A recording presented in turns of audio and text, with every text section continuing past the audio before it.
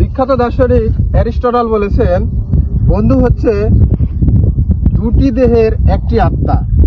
সুপ্রিয় বন্ধুরা, আজকে আমি কথা বলবো এই বন্ধু নিয়ে, যেটা ফেসবুকে সবাই আমরা বন্ধু বন্ধু বন্ধু করতেছি।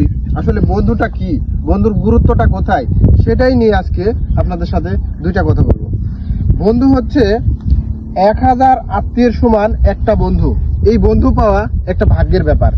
কিভাবে বন্ধু আপনার জীবনে প্রভাব ফেলে তা নিয়ে কিছু কথা বলবো। আপনার মানসিক শান্তিতে বন্ধু দরকার।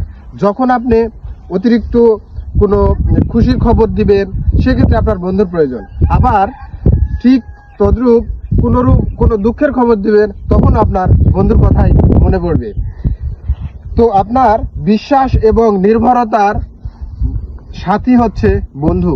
এই বন্ধুত্ব শুরু হয় সাধারণত প্রাথমিক বিদ্যালয় থেকে, তারপরে মাধ্যমিক, উচ্চ মাধ্যমিক, বিশ্ববিদ্যালয়।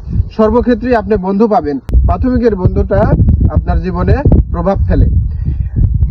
আপনার বন্ধু কেমন তা দেখে বোঝা যাবে আপনার আসলে ব্যক্তিত্ব কেমন। এখানে আরো দুইটা কথা বলি। আপনি যখন কোনো বিপদে রয়েছেন, সবার আগে মনে পড়বে আপনার বন্ধুর কথা।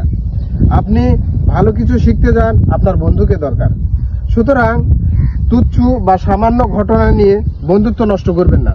একটা বন্ধু পাওয়া, সারা জীবনের সাথী পাওয়া অনেক ভাগ্যের ব্যাপার। সুতরাং বন্ধুত্ব টিকিয়ে রাখুন, এগিয়ে যান, সাফল্য মণ্ডিত হোক আপনাদের জীবন।